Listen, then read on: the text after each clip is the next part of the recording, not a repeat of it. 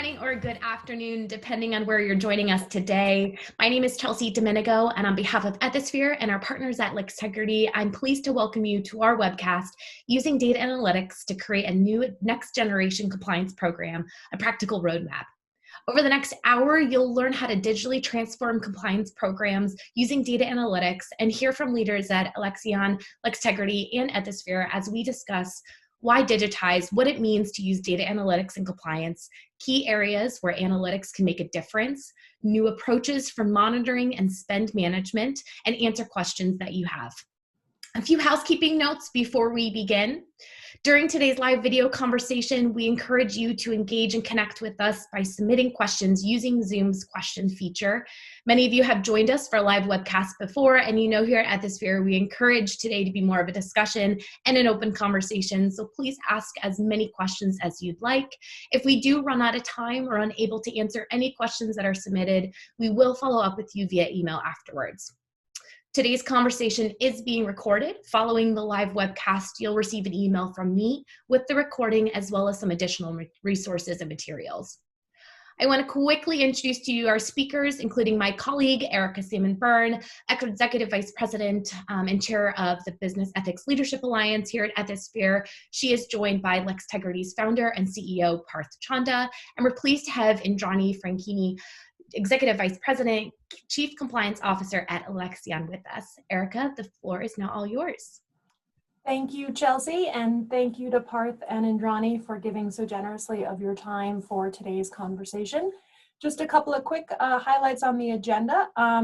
We're obviously going to spend a lot of time talking about data analytics. We can't talk about data analytics without showing you what that means, so I'm delighted to say that we are going to devote a good chunk of time today to Parth actually showing you what all of this looks like. But we're going to set a little bit of a foundation first in terms of why it matters, and then Indrani is joining us to really talk about this from the practical experience that she has had at Alexion. So the goal is that all of you will leave with some really good practical insights that you can use inside your own organizations after the end of today's conversation. To highlight what Chelsea said, those of you who have joined a webinar that I have moderated in the past, you know I'm serious when I say I take questions from the audience. I'm happy to dive down any rabbit hole that you all are curious to explore, so please do send them in, and I will be keeping an eye on them, and we'll try to insert as many of them in today's conversation as we can. All right, so I always find in today's day and age, we can find out lots of things about each other on the web. But I'm going to ask Parth and Indrani to spend just a moment introducing themselves before we dive into today's materials. So, Indrani, I'll start with you since you are at the top of my little Brady Bunch boxes here in my Zoom window, and then we'll go to Parth, and then we'll dive right in. Great. Well, thanks, Erica. Thanks very much. Very happy to be here today. So I'm Indrani Franchini. I'm currently the Chief Compliance Officer at Alexion, a biotech company up in Boston. Prior to that, I've had a long compliance career, having spent time at a big pharma. That's really where I started my career. I was at Pfizer for many years and sort of have really seen the evolution of compliance programs and sort of seen over time where we've come from and so where we are today. And I think it's a really exciting time. After spending some time at Pfizer, I took a industry change and went to oil and gas and spent 5 years as Chief Compliance Officer at the Hess Corporation before joining Alexion 3 years ago. So I've really had an opportunity to see compliance programs in action in different industries at different size companies. And I'm really excited to talk about data analytics today and where we're headed with it. Perfect. Thank you, Indrani. Parth. Great. All right. Thank you, Erica. It's a pleasure to be here as well. I'm Parth Chanda. I'm the founder and CEO of Lextegrity. I'm a lawyer by training as well.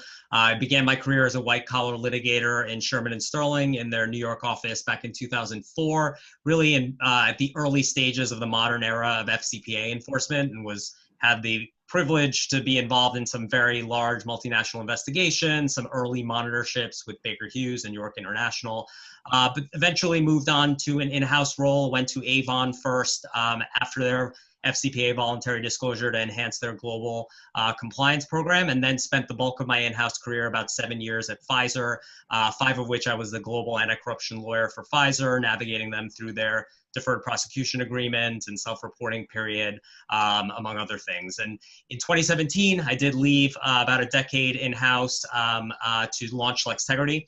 We are a technology company focused on risk management, particularly risks around spend, bribery, kickbacks, fraud generally, and really focused on using data analytics and automation to drive really the next generation of risk management. So really excited to be here today, share some of my insights, and also just kind of do some show and tell as well. Thanks. Perfect. So Chelsea, if you would go ahead and move us to the next slide. I am going to go ahead and just do a little bit of stage setting. I want to devote the bulk of the time that we have here to talking about, really talking to Indrani about her experience and her path that she has followed from an analytics perspective, and then getting into the show and tell with Parth.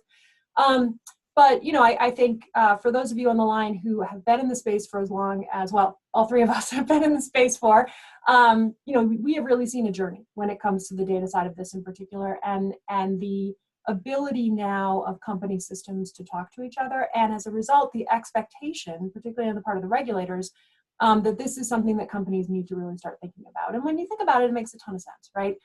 We can't have eyes everywhere, right? At some point, even the very best program needs to be able to rely on some risk ranking and the ability to use data to determine the places where they ought to go put human eyes. I had somebody ask me the other day whether the robots are going to replace us all. I don't think we're there as far as the systems are concerned, right?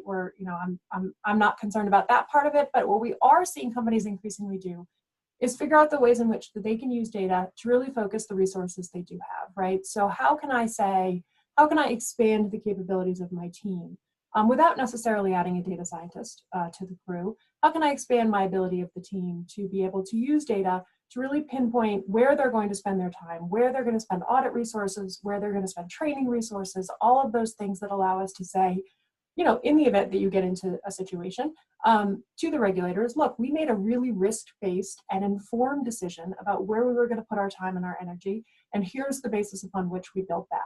And that, as I said, is increasingly the expectation of investors, right? We're seeing that in some of the conversation on the buy side of the market now, and it's increasingly the expectation of the regulators. That's part of the reason why here at Ethisphere, we've really partnered with the Lextegrity team to try to talk much more about the practical aspects of doing this effectively. So, Chelsea, if you want to pull the slides down, as I said, I really want to devote the majority of my time that I have here with Parth and Indrani to really talking about these issues, because we can all look at slides all day long, but it's really about figuring out, what are companies actually doing? Like, how do you actually do this? So, Indrani, I want to start with you. That lifespan of risk concept, right? So this idea that, diligence and monitoring are not a one and done, right? You have to think about all of these different touch points that you have with people outside your organization. Can you talk a little bit about how you think about what that journey looks like, and particularly where is that digitization opportunity, where did it first occur to you that you have that digitization opportunity? Sure. So happy to talk about that. And, I think, throughout my career, and I'm sure many of us, you recognize early on that risk management is a continuum, right? It's not a one and done. You don't do a risk assessment and then put it on the shelf and walk away. I think it really is a living part of any compliance program. And so really thinking about how to embed risk management in that continuum has been something that I've been focused on for a long time. And I think it's evolved. It's frankly changed from what we did back in the day, which was kind of look at things retroactively. You do your typical things, auditing and looking at how things spanned out, look at what happened, and that might be directionally where we would then go look more, or we'd have investigations pop up that would lead us down a particular a route. But I think really where we're headed is much more predictive and getting ahead of the issues. So I'd say really working on that continuum, all the way from when the idea of doing something that has risk in it comes into the business's mind. Are we approving that? Are we asking the risk questions to make sure that that is, it's well thought out and that we've managed risk? So a pre-approval process. So that's the early, beginning stages of where I'd see risk management. So how do you really operationalize that approval process? Then you want to do diligence, to the payment process, and make sure then once that activity has occurred that you're actually connecting it to the back end, right? And you're paying it as you had said, and it is actually, executed the way it was intended to be. So that is yet another step where you'd want to, in the continuum of risk management. And then lastly, really making sure you're monitoring all those payments, right? Because you can see, I think, trends and things that may be aberrations, anomalies that you'd want to. So really along that whole continuum, I think that's where we've changed so much. We used to kind of I'd call it kind of whack-a-mole, hit the ones, the sort of issues as they popped up, but really being very methodical and thoughtful about that whole continuum and how they connect to each other, and how do you have a kind of a closed loop cycle is really important. And I think digitization and data analytics are really only the way to manage those risks effectively across the lifespan. That doesn't mean we still don't do the old-fashioned, talking to people, what's happening on the ground, putting in what you're seeing from your investigations, looking at audit, your internal audit results. This is really a way to further enhance and bring, I think, to the next level your risk management. So really if you're looking at the source system, so pre-approval, for example, around government official engagements, any type of grants, third-party spend, you want to build data analytics into that process as well. So for example, looking at aggregate spend before you approve, how much has been given to that particular healthcare professional or that particular entity, depending on what industry you're in. That really helps to make informed pre-approval decisions. So you're managing risk at that stage in the life cycle. And that's where I think the data analytics can be powerful. So, your compliance folks are not making these approval decisions in a vacuum. They really have something on which to ground it. And I think that's really important if you're going to be doing a risk-based approach here. Then you want to connect those high spend approval systems to your procure to pay process. So your purchase requisitions in high risk expense categories, do you have them have a pre-approval number that's tied to that payment system, so that you're bringing the two together, right? So you have that pre-approval, then the payment system, and they're working together, they're talking to each other, and you're using the data to kind of, in those areas where you may have high spend, to make sure that you're really getting those pre-approvals. Also, you can get, put in place spend, particular types of scores for particular types of spend that you might see as high risk. Also looking at those. And, I know working through the Lextegrity tool, we've been able, and I know Parth is going to give you a little sense of all of this, but, we've been able to put in a library of dozens of forensic risk analyses for different types of spend items. And that gives you an aggregate risk score. And that can be defined by your industry, your profile, what kind of interactions you have. And then it gives us a score. And what it does is it really allows you to hone in on where you think potential risks may be. So, I think it's about using data analytics to give you the ability to give that real-time, data-driven risk assessment. That's really how I've seen it evolve. It's a really powerful tool. We can now look at country level spend, employee spend, supplier spend in our particular industry, healthcare professional spend, in all those categories. And that's a really powerful tool, being able to have that line of sight across categories, and cutting data in different ways. And I think, what it does is, and I know we're going to talk about this later, is it really helps, to enhance where you're focused as a compliance program, and frankly, overall, how you're managing risk. So well beyond, what I'd say I remember back in the day, I'd always put up that, the map of the world with the CPI, corruption index, and that would sort of drive our activities, right? Where would we spend time in all those red countries? and really dive into those interactions. You look at your enterprise risk management and where you were at the 30,000 foot level. But this, I think, ties together that 30,000 foot level, what you're doing on a transactional, probably individual based, look when you look at audits and transactions, and it brings in that kind of middle level.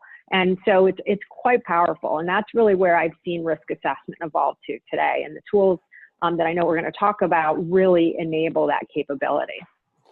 So, Indrani, one of the questions that came in from the audience that I wanted to posit to you is partners across the organization, right? Because you're talking about tying in multiple payment systems. You're talking about, access, thinking about your pay to procure processes and that sort of thing. Can you talk a little bit about who, from an implementation perspective, before we do the fun part and Parth shows us the cool tool, can you talk a little bit about the implementation process that you've experienced and who your key partners were, and how much of sort of like a coordinated sales process did you have to do, to kind of bring all these systems together? Because I think that's one of the challenges a lot of people have when they start to think about this kind of analytics is, oh my God, I have 7 AP systems and like there's no way I could possibly get all of my ERPs talking to each other, right? Yeah. No, so can you talk a little bit about that?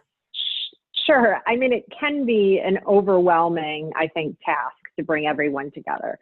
But what I'd say is, from a controls perspective, it's really important to have your finance folks on board with where you're headed. And I think, what I found, especially with our finance group, is, they're very much aligned with the objectives we were trying to achieve, right? They don't want dollars going out the door that aren't tied to, a business rationale and that aren't in the amounts that we intended them to be. That is their function, right? So this allows us to really do it in a more coordinated way. Oftentimes, even they were approving things in somewhat of a vacuum. And the Lextegrity tool allows us to give them as well more information about and comfort, frankly, around their control function. So I think what you have to kind of do to get others on board is, this is also helpful to them. This is not just a compliance program tool. This is about control functions within any particular organization managing risk. And that's really the way I pitch it. And so you want to have your finance folks understand that, and they're very important to bring on board. Obviously, your IT folks are absolutely essential. People who know your data, know where it comes from, know how we gather it, know how good or bad it is, right? Because oftentimes it's not as good as we'd like it to be, and we've struggled with that. But you need, it's only as good as the data that goes in and what comes out, right? So you really have to partner with your folks who know that stuff really well. And so I'd say selling it in that way, in the way that it's a value add for the organization, is really powerful. And then for your business partners who are going to be the users of the system a lot of times, you want to understand what their objectives are and what are they trying to do, and make it efficient and easy to use. And the one thing that that drew me first and foremost to the Lextegrity tool was user accessibility, right? So there's tons of power on the back end. There's tons of stuff we can do with the data analytics. But if people don't use it, then it's not going to be worth anything. So I'd say for me, that was a very big piece of, what was important is it was thought out. It's something that really recognizes risk and prioritizes risk, and then helps you get that powerful data analytics tool. So I think there's a lot of angles you have to take. Yeah. Well, so somebody just followed up on my question, describing it as a process mining project, where you almost have to go sort of like mining for process to find the places with the systems that you need to connect. Yep.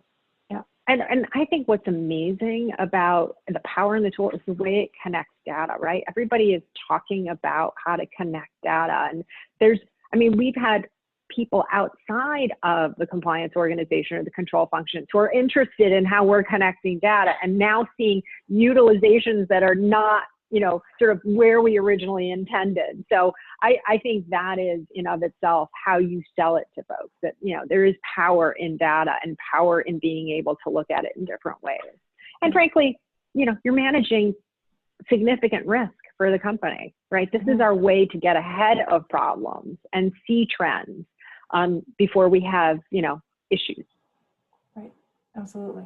Well, Parth, I think that is probably one of the best possible setups you could have gotten to just dive us right into the tool, right? So we're gonna keep getting into some of those different layers, but I think the picture will be worth 1,000 words as we dig our way into these various pieces. So why don't you take us into the system?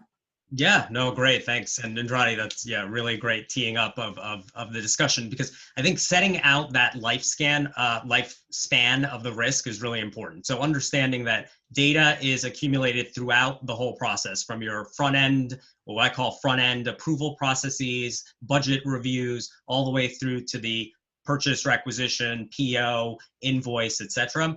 And really what your team has done has been revolutionary. There's very few companies that I'm aware of that have that kind of end-to-end process where they're gathering data in a harmonized way across all of those systems. And that really has enabled you to do a lot more on the monitoring. And I know we're going to spend the bulk of today talking about the data analytics on the spend and really transaction level monitoring, but I do want to spend a few minutes just on that front end process, because I think that is an area where some companies struggle because these processes have grown organically over the last 10 years. A third-party diligence tool went into place 5 years ago. Then a gift registry went into place a year later. That's a separate system. Then there's a conflict SharePoint. Then there's something else. None of those systems talk to each other. Some of them are homegrown. Some of them are not, really robust, modern tool sets.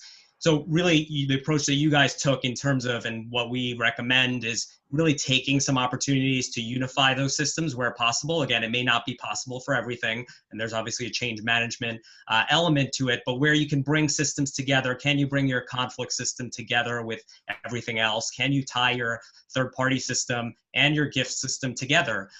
Will really allow you to normalize data a little bit better and access that data much more easily. So we're not having to join 7 systems. We can join our own system to our monitoring tool. So I think you touched on some of the things that enables you to do on the spend approval side. So I'm going to share my screen and really touch on that very quickly. And I know we've got a lot to cover, but really first starting at that idea that through your approval processes, and this is not your environment, Indrani, but this is just kind of a demo environment here. The idea that in a transactional level approval process, whether that's a gift process, a donation process, a third-party onboarding process, or whatever, that you can embed data into that view. So in this example, you've got an individual, maybe it's a consultant that you're hiring, maybe it's someone that you're giving a gift to or a meal to.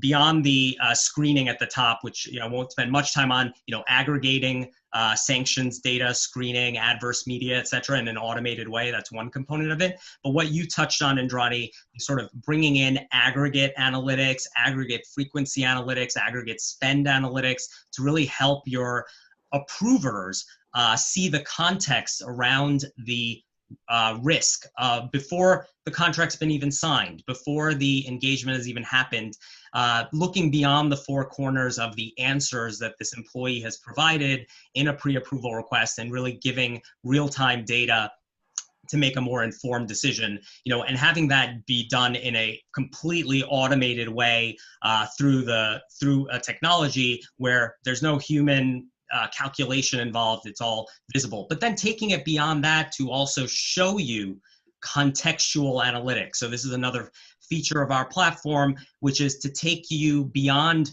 even further beyond the 4 corners of that approval request that you're looking at for risk, to show you that transaction that you're looking at where the answers look great, the employee looks wonderful, really, an straight A student, but there's some anomalies here. The data from the last 12 months is showing us that the amount that this individual is receiving, this counterparty is proposing to receive, that the business is proposing them to receive, is really anomalous. The activities of maybe the submitter is anomalous. Maybe the total value or average value per recipient in this request is anomalous. So this is one slice of that front end of the process where data can really inform your and predictively the decisions that you make, which is, I think, a real area where companies want to move, but very few companies are doing anything, and you guys are really one of the exceptions. So I'm going to pause there and maybe turn it back. I don't know, Indrani, if you want to add anything to that piece. Yeah, I mean, I think this has been a really powerful piece of the tool. So many times when we would go out prior to this in my previous lives and try and train people on what to look for and how to get comfortable with giving an approval for a particular transaction, it often was like sometimes, it's what's on the paper, it's hard, they didn't have context. This provides real-time context and at least allows, for questions to be asked. And it gives them, I feel like it gives approvers something to either hang their hat on or to go back and dig deeper.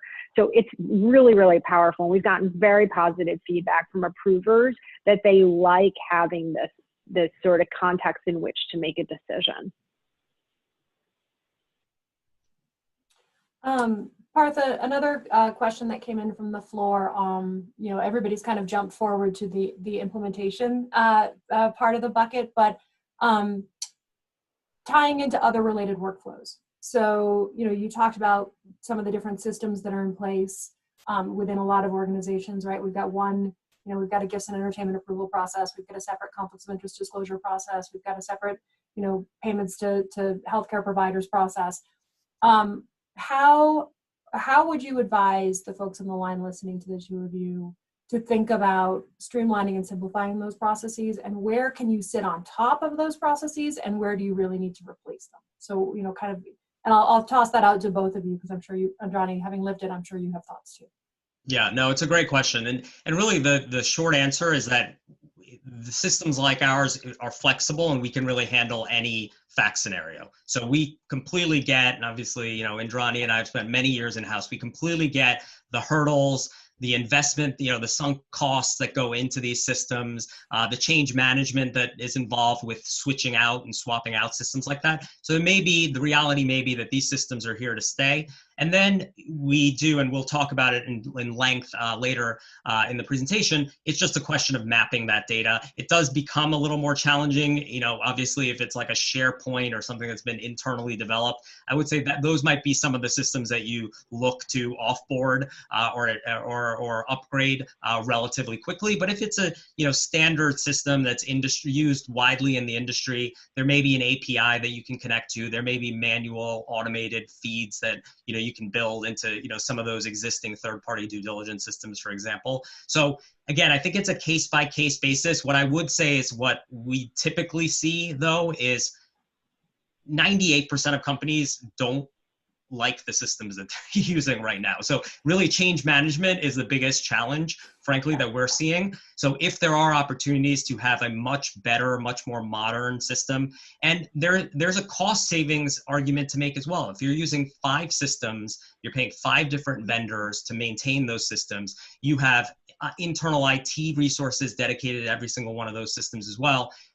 Can you use this as an opportunity to streamline that, bring them all into one system, pay for only one system? And then frankly, obviously beyond that and beyond the benefits to your compliance team of having a 360 view and enterprise risk view in one system, for the business, it's a game changer. Because frankly, I think a lot of these compliance tools are the worst tools at the company, frankly, in many companies. And to expect the business to interact with 5 different tools to interact with the compliance organization isn't really fair. And frankly, the business is smart enough. They'll think of workarounds. They'll think of different things they can do just not to engage in the compliance process. So there's I think, a value proposition to think that through as well, to use just kind of better technology, but also unify both from a cost savings perspective and for just better buy-in from your business. I don't know, Indrani, if you want to add to that. I mean, I couldn't agree more. I mean, I'd say, one of the things that's been really important to us is sort of the long-term game. Like, what are we really trying to achieve? If we're really trying to achieve that global view of data analytics across the organization, we have been moving to bringing everything onto our Lextegrity platform, because that's where the power comes from, right? When it all, it's all talking to each other and it's all working under one roof. I'd say also from a front end, like from a user perspective, it is huge. We have everyone outside the US currently using one interface. And how easy is it for them on their mobile device or their laptop to go to the landing page where they see, okay, what is it I want to do? And what are the pre-approvals I have to get? And it's all right in front of them. So what I'd say, especially like as you talk to, even when you talk to regulators, this is a way that you can ensure that the system's getting used and that things are getting the approvals they're supposed to, because it's almost like your colleagues don't have to think too much. You've already embedded the risk assessment for them. They don't have to make a lot of decisions. And that's when you get really effective controls in place. So even from that perspective, I know Parth will jump through hoops to make systems talk to each other. We've been there, and we've had to do that in several ways. But I'd say, the more you can do long-term planning to bring everything under one roof, I think, at least my expectation is we'll have a much better long-term, what we're able to provide our business partners and what we're able to see ourselves as compliance professionals will be much more powerful.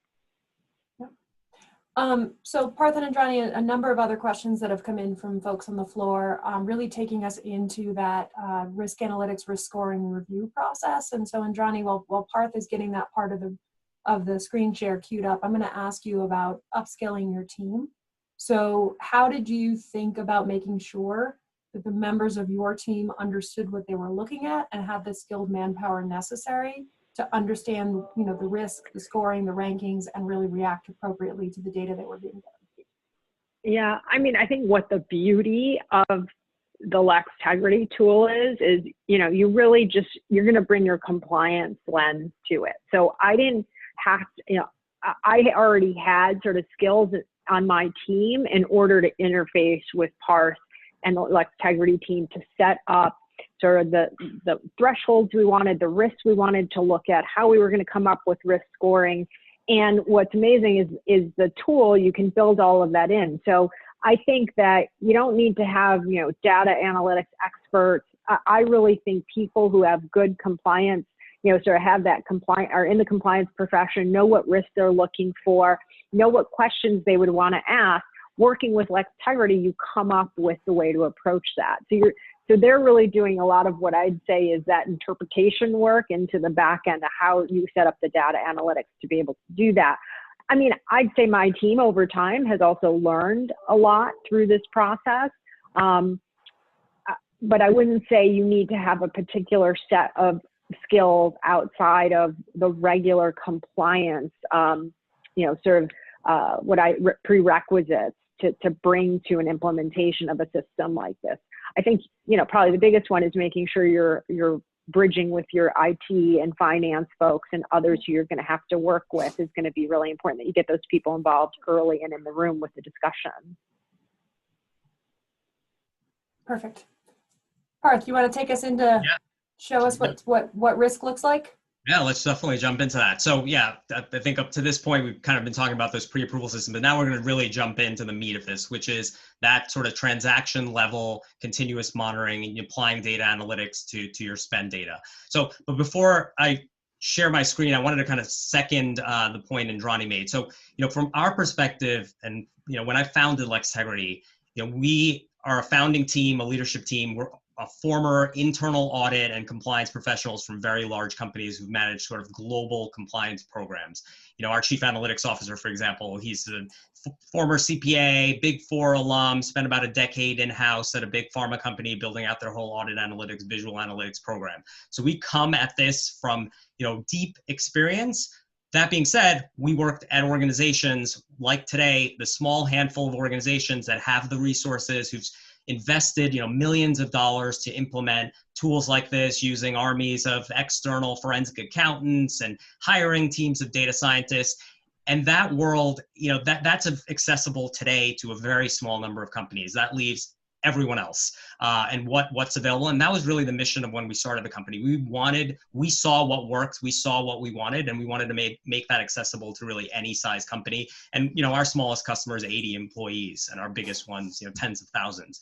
So really that's what we've built here. And so I'm going to share my screen and really dive into the whole process that Indrani mentioned of the transaction scoring, and then how we enable all of the risk settings and configuration to happen without a single data scientist or a single external forensic accountant. So quickly, and I'm going to come back to this part because I want to talk about the workflow piece of this as well. But ultimately, our system is scoring transactions. It's scoring every expense line item. So every meal, gift, travel expense in an expense report, every invoice for some of our life sciences customers, transparency data related to HCP payments from their aggregate spend system, and giving that transaction a risk score between 0 and 5, low risk to high risk. And then escalating that small universe of transactions that raise a significant risk that you want to deeper dive into. So the key value proposition here is that unlike your traditional audit model, you are applying sophisticated risk analytics, not, judgmental sampling, not, basic analytics, but really libraries of sophisticated analytics to 100% of your spend transactions and escalating those highest risk transactions. But I'm going to come back to this part, spend a little bit more time, but really the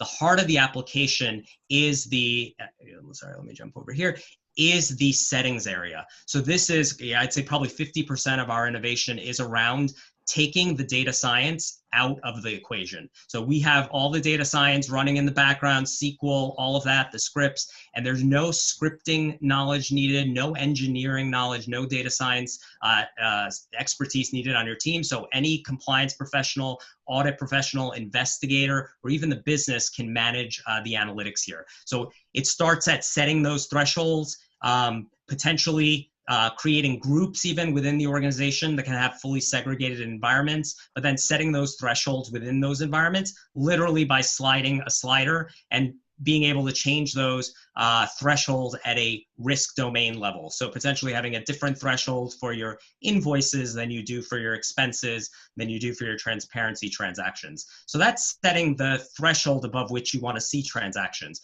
But really the more powerful component of this is the analytics. And so today we have dozens of analyses across multiple risk domains, all available to all of our customers out of the box.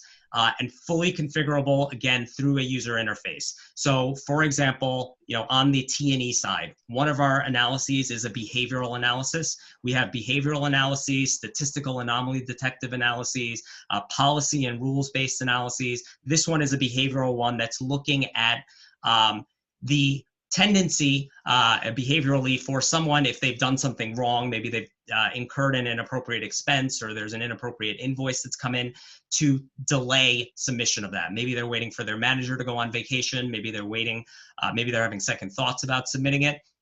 And so this is going to look at patterns of time between the expense being incurred and the expense being submitted. Now, all of our analyses as a result can be turned on or off.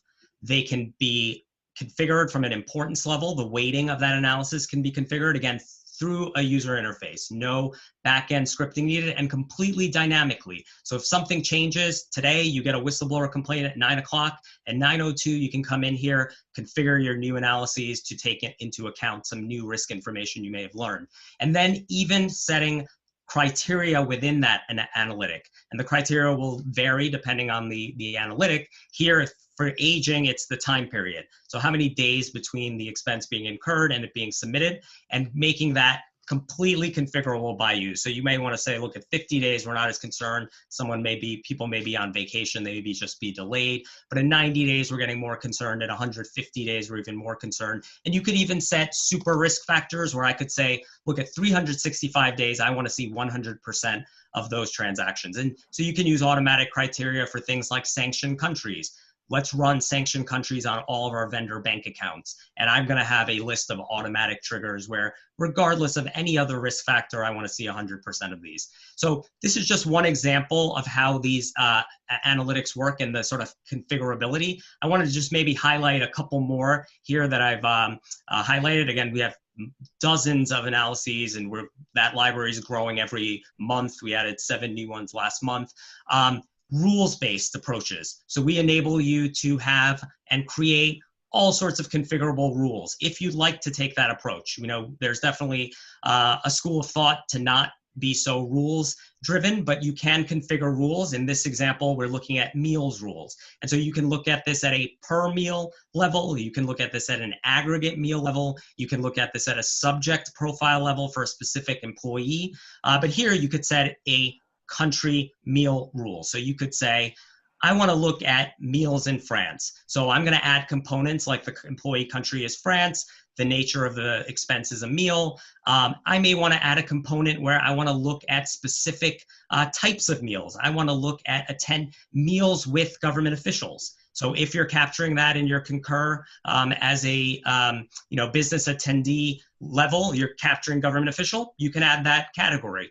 And so it's literally that configurable through a user interface. And then you can set a rule. Again, this is at a per attendee amount where you could say, look, for French meals with government officials, I want to set weak, moderate, strong, and automatic criteria at these levels. Now I could turn this into a regional rule as well by adding Germany. So again, we have some customers that have configured 30, 40 rules.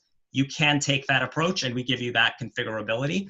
But at the same time, we give you the option of not taking a rules-based perspective on some of these things and looking at it more statistically. So in this example, I just showed you a rules-based way of approaching per attendee cost.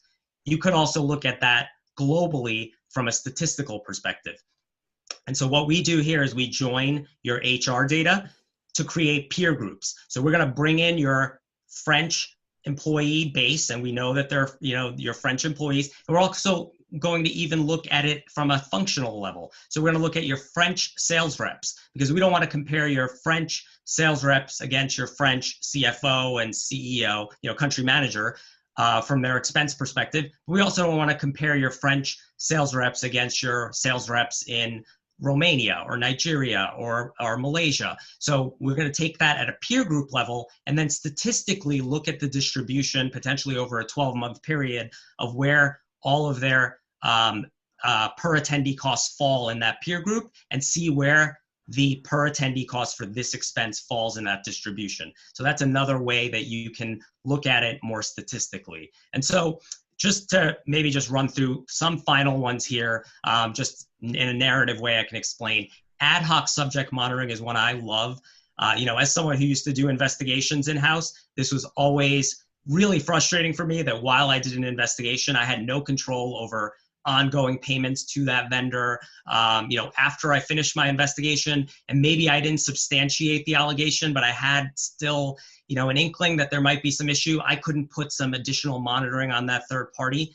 What this enables you to do is dynamically add your suppliers in. You can, from an automatic perspective, I can put in a supplier into an, I get a whistleblower complaint about Abbott and Alvarado. Again, at 9 a.m. on a Monday morning. It's the first thing I get when I walk into the office. It's going to be a good week. I get this whistleblower complaint about Abbott and Alvarado.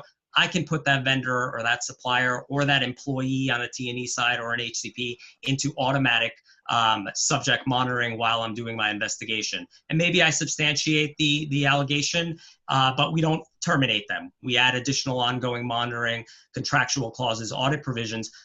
Part of the remediation could be moving that vendor off of automatic and putting them into strong. So putting an additional weight on their transactions for the next 3 months as part of the remediation. So there's a number of other pre-approval things like expedited payments, round value, duplicate payments, etc. But I do want to, the final piece of maybe just touch on here is tying those pre-approval attributes together. So where you have that end-to-end connection of your pre-approval with your purchase system or your T&E system, we can do some really interesting things around attribute validation. So we can look at what was proposed on the pre-approval side versus what was actually looking to be paid at the purchase requisition side. We can look at whether the vendor or recipient name has changed. We can take your third-party risk ranking information and then use that to inform the monitoring and do some very interesting things there. But just in the interest of time, let me just pause there and kind of maybe turn it back to Erica. Thanks, Parth. I've got a bunch of questions that have come in during the course of that conversation, largely for Indrani around how your team uses those settings. So, let's say, let's use that French salesperson example. How would you take those insights, and what would your team actually do with some of the data that's coming out of the platform? So sort of practically speaking, how do you implement that piece? I mean, I think the whole idea around this is it provides a further drill down on potential risk areas. So how we use it, I mean, it depends, right? It really depends on what we're doing. I think Parth gave a couple examples. For example, it could be investigation driven, and that may lead us to some sort of remediation or some sort of follow-on monitoring that we would want to do. I could see it being, used that way. Another way is, you really want to figure, if we're taking a risk-based approach, as we've gotten guidance on our, how our compliance program should be set up. I think this tool helps to drive where you should be spending your time. Where should my compliance folks be putting their focus on, right? So data analytics are very powerful in that sense. They're not going to give you always the complete answer, but I think they help to really directionally help you focus your team. So my team would take that and say, if we, let's say I have a regional compliance officer that runs 3 countries, and they're running these cycles in the background, and they seem to see, more aberrations in France than they do in Italy or Spain. So they might want to spend more time there. They may want to do a proactive review where we do a deeper dive. They might pass along information to internal audit, who they know is about to do an in-country audit for France. And they'd ask them to look at particular types of interactions or transactions and take a deeper dive for them. So I think it helps very, directionally to figure out where you're going to spend your time, prioritize. It helps from my perspective overall in terms of resources. Where do we see potentially higher risk?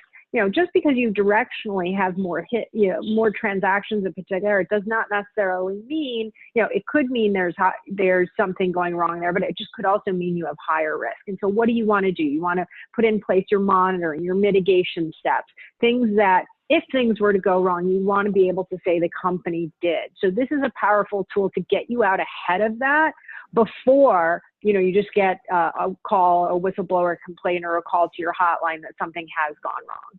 So that's how we practically use it. I'd say, what we're working towards is I'd love to be able to share these directionally with our business partners. Right now, the tool is being used by the compliance team to help them sort of really, understand their work, understand their risk. Ultimately, I think where we're headed long-term is to be using this, to share at your corporate compliance committees at various levels of the organization to give them the insights. Because think about the power of that, right? So not only are you laying in your compliance or perspective on it, but that if you also get on top of that, your business, where are they directionally headed? Where are they seeing pressure points? What are the things that they see as potential, areas of risk? I think it can be an extremely powerful tool to be sharing with our business partners. So that is, where we're headed with it, and how I'd see it being used on a real day-to-day basis. Indrani, obviously, I'm actually surprised we got 48 minutes into the conversation without somebody bringing up COVID. So yay for us. I guess, does that mean we're getting more used to the situation we find ourselves in? But it's a really good question that came in from the floor, which is, can you talk a little bit about how your team has used the analytics related insights in this period of time where we can't travel? So are you seeing anything in terms of things that it's enabled you guys to do that perhaps you wouldn't have been able to do without travel, cost savings associated with not putting people on planes, anything along those lines that you could share? I mean, absolutely. I mean, the whole idea behind this is, you're getting insights into activities and trends across the board right from your desktop, right?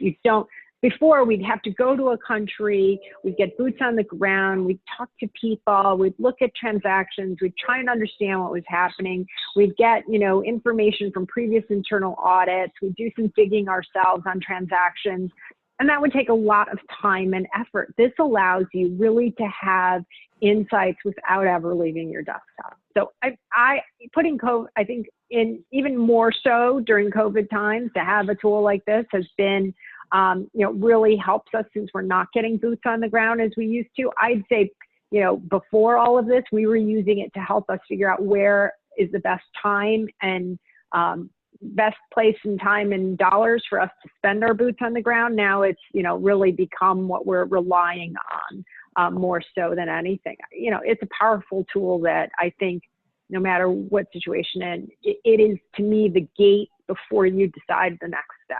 Yeah. That makes good sense. So Indrani, can you talk a little bit, let's stick with your hypothetical regional compliance officer running the 3 countries in Europe. Talk me through her morning. So she comes in the morning, she sits down at her desk, she logs onto the platform, she sees the transactions that have popped, because they're outside of the risk profiles that you guys have agreed on internally. And then she digs into each one of those and figures out what to do with each one of the things that have popped on her dashboard. Is that a fair summary of kind of process, or what would you add? Yeah, I think that's the intention, right? That's what we would want. We would want your compliance officer to be, using that information to drive their activities. Now, what it would drive might be different things, right? One may drive that person looking at the policy and saying, is there something that's not clear in the policy? Right. Do we have the policy? So they go look at the policy, they see the policy is clear. Maybe is there a misunderstanding of how to execute against the policy? So is that a training, fault? Let's look at how we're training people. Do people not understand? Or is it really just something that they need to toss over to internal investigations? It looks like policy's clear, training has been clear. This is just a clear aberration. Let's throw over to investigations. But what I think is more powerful in that scenario where we have 3 countries, right, is if they're seeing something that's a trend across the organization in different markets, it may not be a policy or a training miss.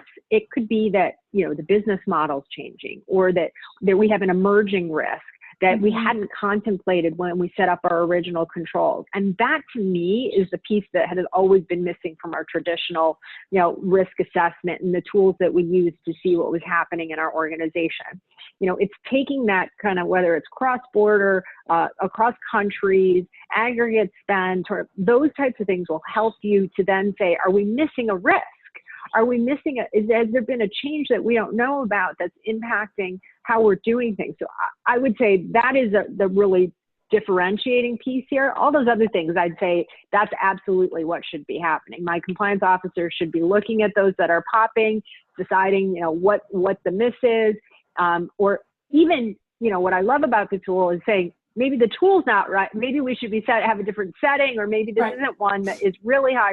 Making that judgment call, maybe we need to adjust how we've set up the questions, et cetera. So that's also, a possibility. So it is, you have all these things that you look at. It's really, it's going to prioritize your work, help you figure out where you're going to spend your time, what kind of questions you want to ask. But that's, absolutely how I envision this helping our compliance officer. That's not to say you throw everything else away that you've ever done, right? Sure. This is additive to all those other soft things that we all do as compliance officers.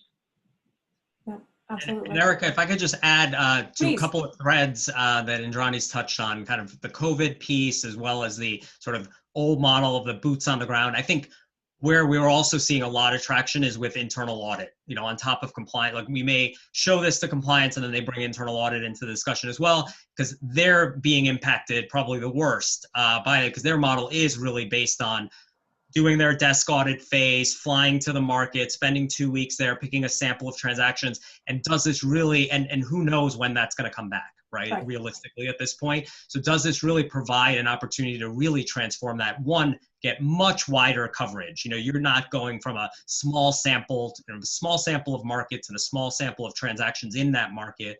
We're going to go to Slovakia every 5 years or maybe never, and really focus on what we think is our highest risk markets to get to 100% spend coverage fully remotely. Yes, you may still need to do things locally to get source documents and things like that, but getting that done remotely with probably far fewer headcount than you need to do that with the traditional model. We see a lot of opportunities there. I think, obviously just exacerbated by COVID as well. Yeah. Parth, lots of privacy questions coming in. Would either you or Indrani be comfortable kind of tackling that? How do you deal with cross-border transfers of data question? Yep. Yeah. I mean, I can tackle that. So, from a data localization perspective, our data stores are all heavily localizable. I guess that's not really a word, but default, most of our customers store the data as a default in Europe. We can store elsewhere if you have other localization needs that you want to address. Then beyond that, we have segregation of data within the application as well. So you can have user level segregation where you can have user visibility within at a regional level or at a country level. So there's a number of different approaches that we can take. Obviously, you may have some headquarters folks, if you're a US-based company that's outside of Europe, that may need access to more data. And there, I think we work with the organization to figure out, what is internally allowed, et cetera. But, data segregation at a application level as well as at a user level, is critical, and it's already built into the platform. Perfect. Indrani, curious for your perspective on this one. Great question that came in from the floor about are we blurring the line between second and third line of defense, right? If everybody's using the same outputs, sort of how do we think about that difference between the second line of defense and the third line of defense from a 3 lines of defense model? So, as somebody who has been living with this sort of data use case piece of it, can you kind of talk a little bit about how you see the differentiation between the way your team uses this and the way audit is approaching, the insights of this data? Yeah, I mean, I think it fills a gap, frankly, that existed for a long time between that first line and second line. Yeah. And really help bolster our first line in a way that is not taking over what audit does. They continue to have a very important role in making sure that we are, policies are being followed, processes are being followed, but oftentimes they're coming in, later in the process. And I see them sort of helping us to make sure things are getting executed at regular intervals. This is what we're talking about, is filling in the gaps in between those times that internal audit is there. And frankly, we use what we see to help internal audit sort of define what they are then going to go do. At the same time, they may find things from internal audit that we say, maybe we should be looking at those on a more regular basis. So I think it really bolsters both lines of defense. I don't think it blurs it necessarily.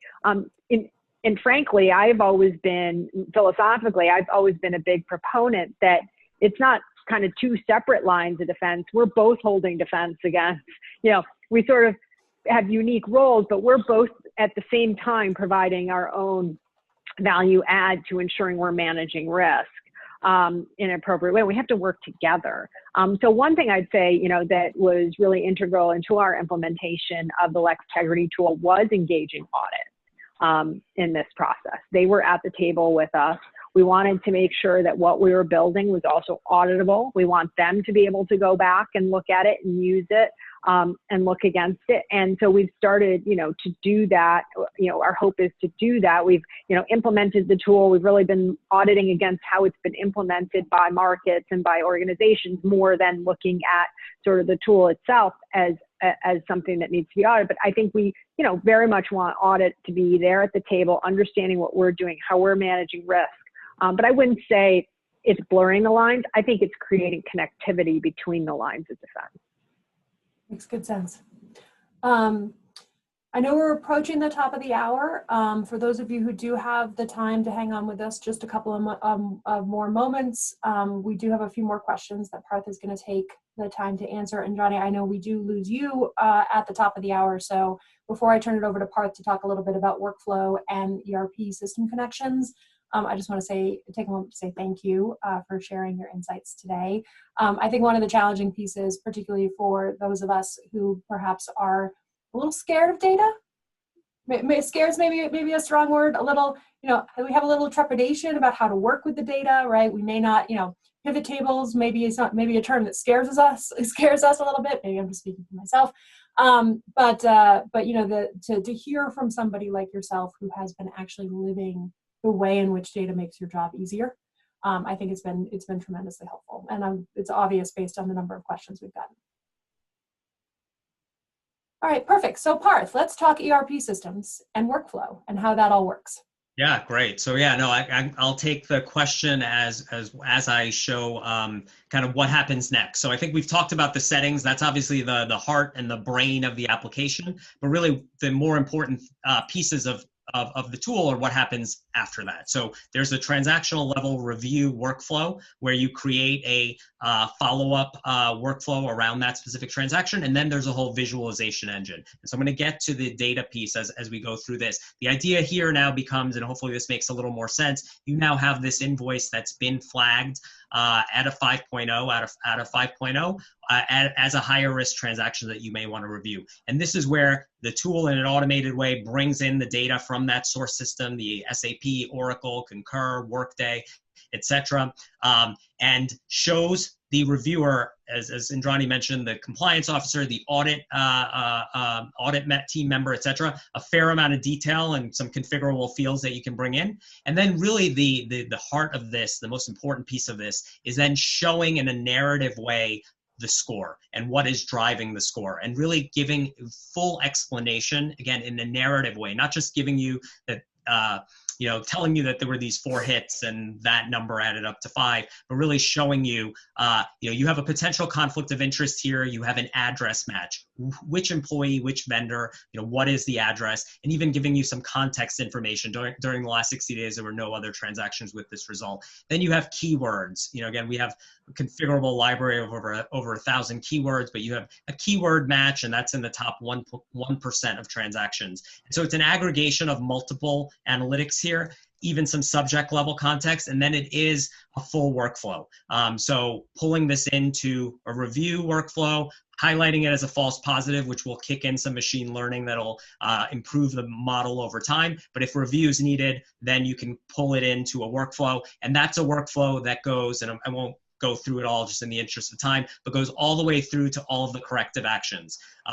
Being able to document the external support that you need, the internal review that you did, assign these things to individuals, move this task into a completed state or an in-progress state, all the way through to, if there is an issue, documenting all of the remediation steps. And so again, ongoing monitoring, etc. So, going back to the risk engine results, this is where the data feed question comes in. So I think there's really 2 parts of the data source discussion. The first question we always get is, how realistic is this to get all of our data in here? And there's really 2 dimensions to that. The first dimension is volume of systems. Are we dealing with 1 ERP, 3 ERPs, 30 ERPs? There's going to be a continuum of effort based on the number of instances that you have.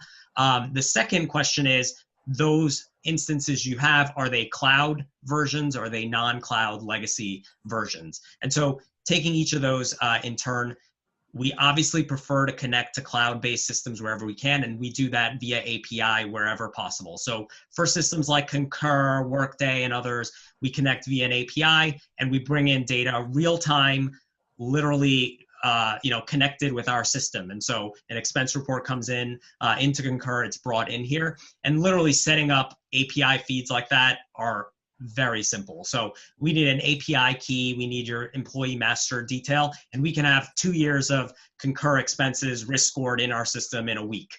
So the sort of hurdle to getting some of those API systems onboarded into something like this is quite small.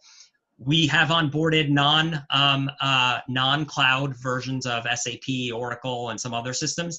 There, it's really a data mapping exercise. We work with the internal finance and IT teams. to get data into a unified data model. So that means we can support any number of systems, but there is some effort involved. And that can be several weeks, maybe a month, working with your finance and IT team to get those systems together. But that's still all automated. No hands on the data. They're all automated extracts and import into our system. So even those kinds of non-cloud systems can run relatively real time, daily, weekly, bi-weekly, monthly.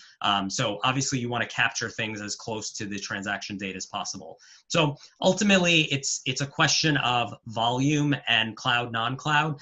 From a volume perspective, what I like to advise companies, if you are in a position where you have 15 ERPs or 3 ERPs and 4 instances of each, is just like everything else, take a risk-based approach and a 80-20 approach to things. So, are your highest risk markets predominantly on one system? The markets where you've had historical issues, maybe the markets that you want to focus on first, take those systems and bring those online first. Or the other opposite approach to that is some of your smaller markets where you have no on-the-ground compliance personnel, audits not visiting those markets anytime soon. Those may be some of your, kind of needle in the haystack markets where you don't really have good oversight. Maybe you want to look at the systems that are covering those markets first and bring those in. So there's a couple of different ways. Again, you can take a risk-based approach to that. But I think, my key takeaway is you've got to, once you start, the value will be proven out very quickly to your internal stakeholders, to compliance, to audit, to the business, and you're going to gain a lot of momentum to expand. You've got to start somewhere and expand. You can't expand if you don't start. So we do kind of really try to get companies that we talk to think about pilots. Start with a couple market pilots, a regional pilot, whatever approach you need to take to just start proving out the value of this and moving your program kind of from the first generation to the next generation. So let me just pause there, maybe turn it back to you, Erica. Thanks, Parth. No, I agree with the pilot piece of it, absolutely. And I think you really can think about it from either end of that spectrum, right? You can either think about the market that I'm most worried about, or you can think about the market that I am least likely to see. And, neither of those is a bad way to start by any stretch of the imagination. Well, thank you for that. Thank you to all who hung in with us past the top of the hour. Anybody who's interested in learning more about what Parth has shown and talking to him in greater detail about the technology can request a deeper demo using the form on the Ethisphere website. And this is just the beginning of a longer partnership between Lextegrity and us. So you're going to be seeing a lot more coming out about how to use the data, how to think about data visualization, and things along those lines. Parth, as parting words, do you want to show some visualizations to folks as they head out the door? That's the most fun, the most fun part of this application. Maybe a good thing to leave everyone with is really that middle layer that Indrani mentioned.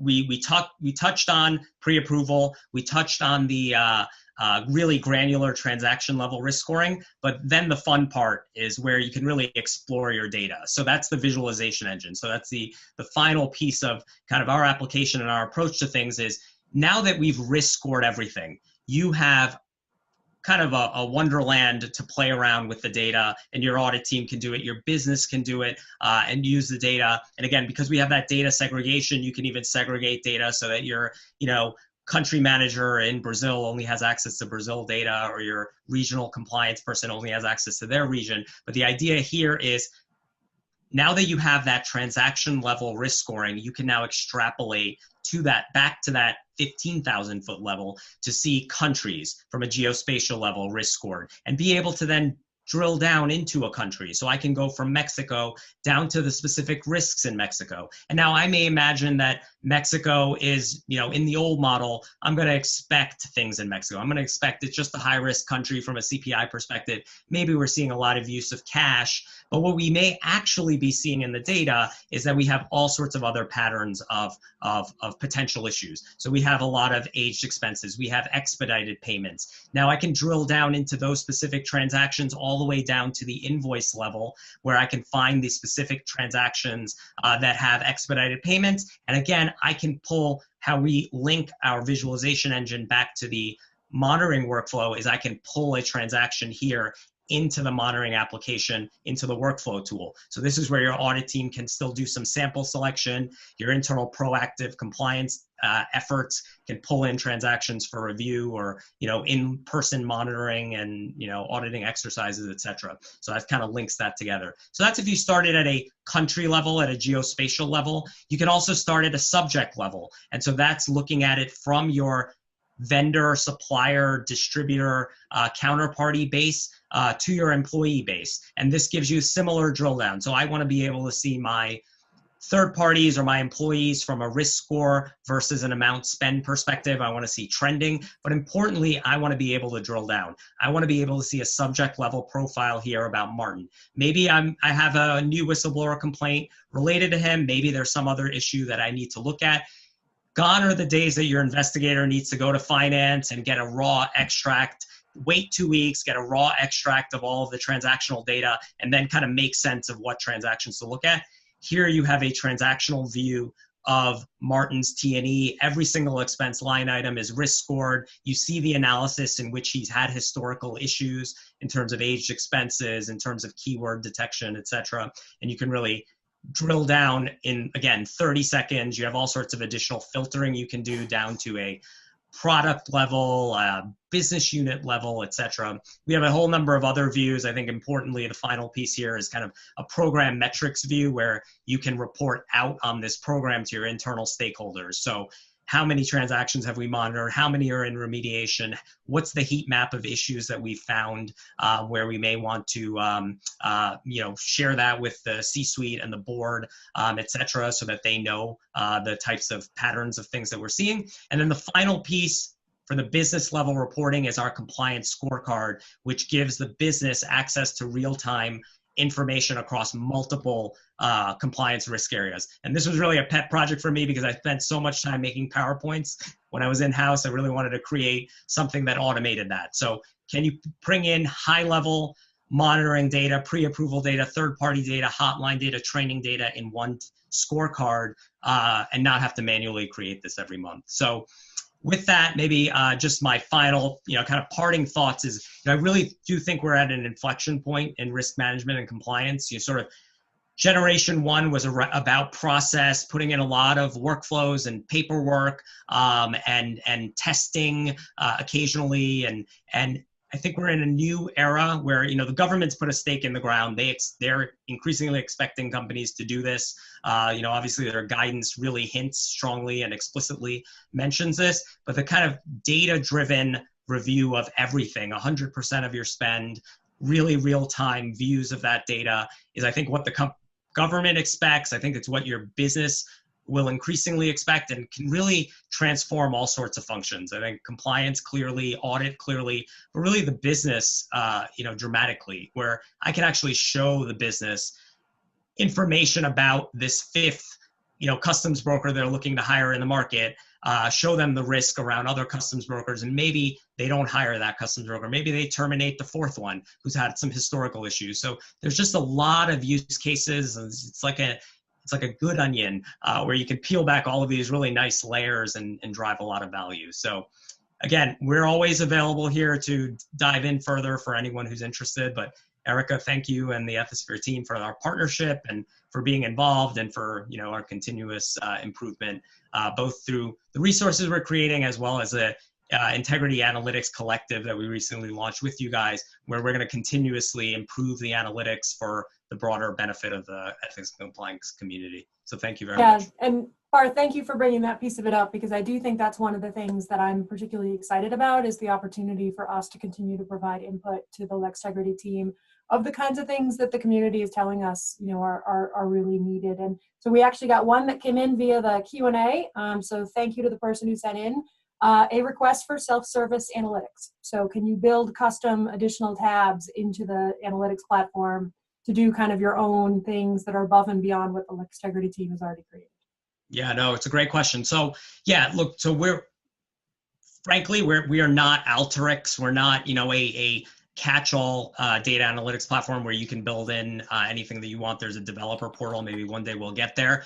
But our model really is to work with all of our customers and as I kind of in passing mentioned, this Integrity Analytics Collective that we're spearheading with Ethisphere and a number of other kind of leading compliance practitioners, is our model is if you have an analytic that has worked for you, that you have had success with, whether it's in an investigation or some other compliance